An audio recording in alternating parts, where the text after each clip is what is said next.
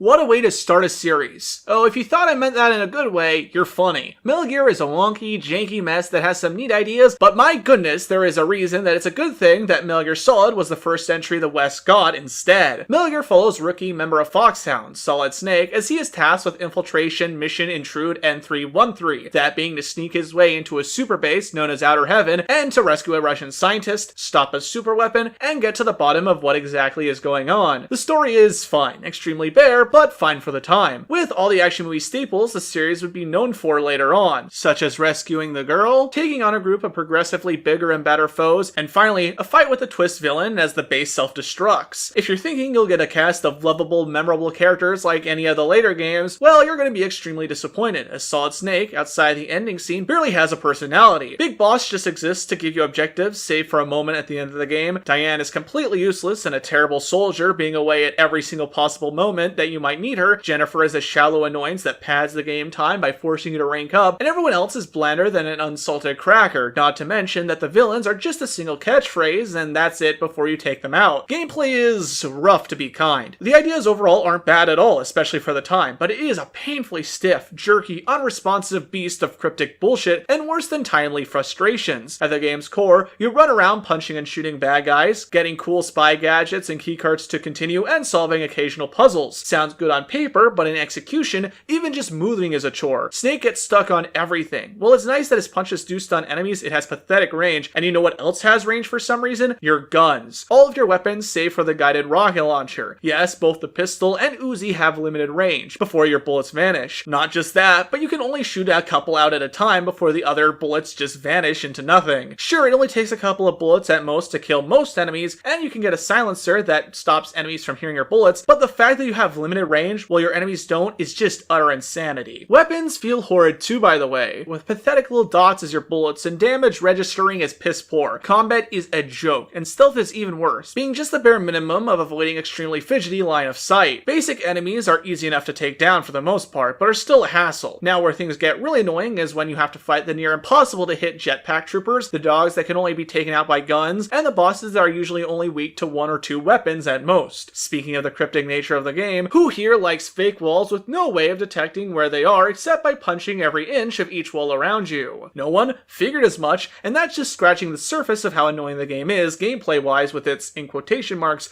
puzzles. Some fake walls need to be punched, some need timed explosives. Oh, but don't think for a second about switching away to another weapon if something is attacking you, since if you do, your bomb is wasted and completely vanishes. Let's also factor in one-hit kill hidden traps that have the worst hit detection possible, along with poison gas and other hazards, and you are in for a very bad time. Now, keycards in the series have usually been handled alright. Well, in their first appearance here, they are a cumbersome annoyance, forcing you to switch to each of the 8 keycards with, once again, no way to know which works on what door. The keycard switching is a major pain, since if you're in a room with poison gas, you are going to be hurt for that second you open the menu each time you try to figure out the right keycard and you don't have your mask equipped. Also, a Thierry fun fact for you. If you're having an understandably tough time running through the game due to having low ammo or rations before important boss fights, did you know if you die several times in succession, you'll actually respawn with full items after you hear this sound?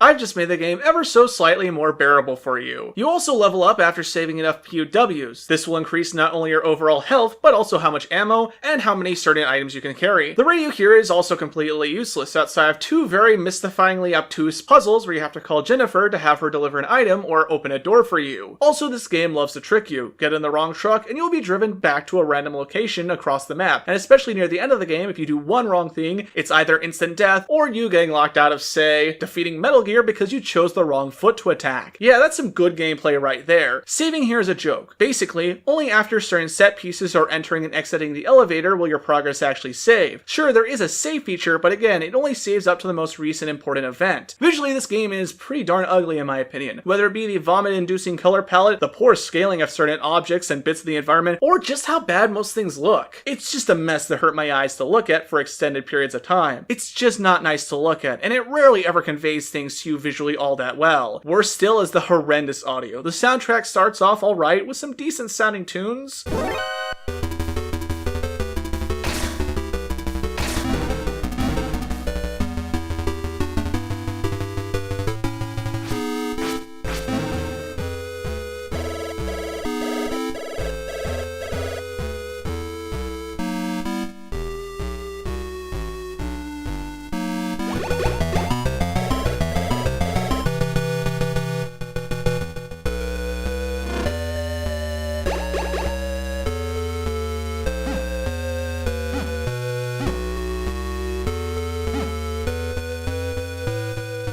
But eventually you'll realize that it's just a repetitive loop for every track featured in the game. The sound effects are even more grating, with shrill beeps and boops that can quickly induce headaches.